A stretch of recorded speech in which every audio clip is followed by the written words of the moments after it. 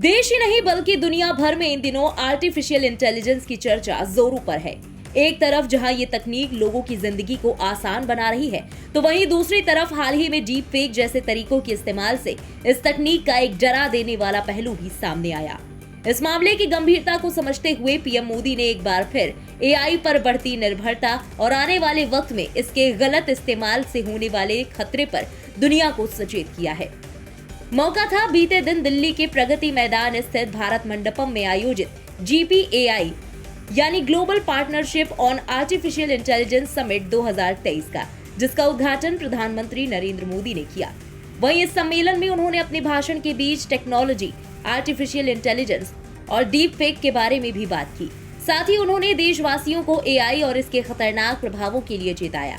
यहाँ तक कि उन्होंने कहा कि आर्टिफिशियल इंटेलिजेंस 21वीं सदी को तबाह कर सकता है। सुनिए उन्होंने क्या कुछ कहा।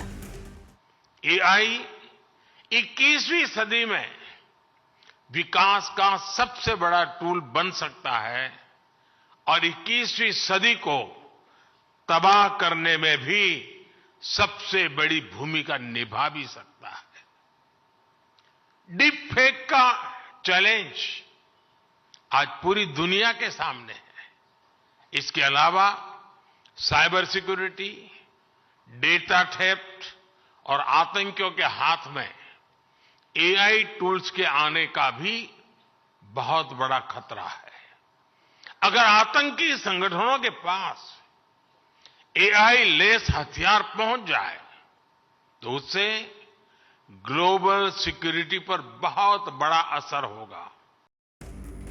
भारत आर्टिफिशियल इंटेलिजेंस के क्षेत्र में वैश्विक मंच पर चर्चा का नेतृत्व कर रहा है और प्रधानमंत्री नरेंद्र मोदी मानवता की भलाई के लिए एआई की क्षमता का दोहन करने पर सक्रिय रुख अपना रहे हैं और इस पहल को समिट में प्रतिभागियों से भरपूर प्रशंसा भी मिली।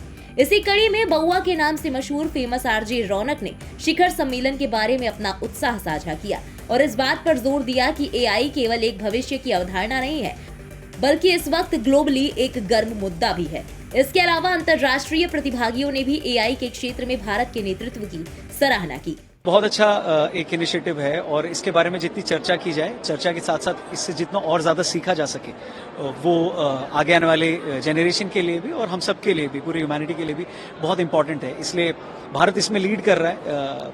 ऑनरेबल प्राइम मिनिस्टर इसके बारे में इतना ज्यादा वोकल है, बात कर रहे हैं। इनफैक्ट उन्होंने अपनी स्पीच में खुद ये कहा कि वो जिस भी एआई एक्सपर्ट से मिलते हैं तो उनसे सवाल और अपने सुझाव वो रोक नहीं पाते।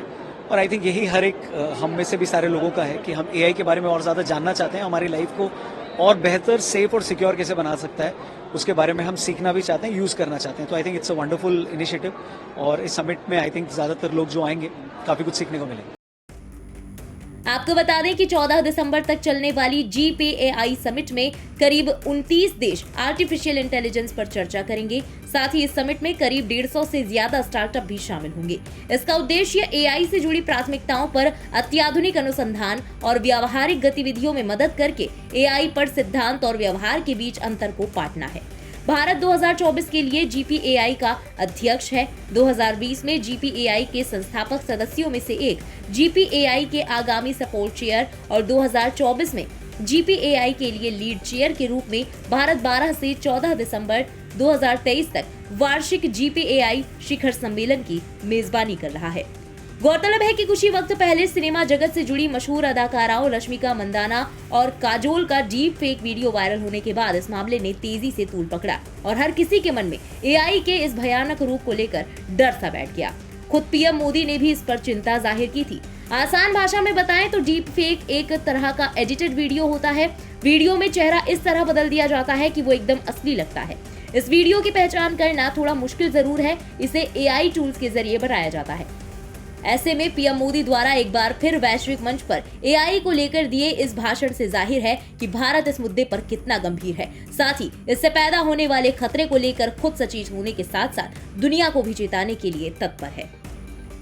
फिलहाल इस खबर में अभी के लिए बस इतना ही। इस खबर के बारे में आपका क्या कहना है कमेंट में लिखकर जरूर बताएं। देश और दुनिया की बाकी खबरों के लिए सब्सक्राइब करें इंडिया पब्लिक खबर के YouTube चैनल को और बेल आइकन दबाना बिल्कुल ना भूलें।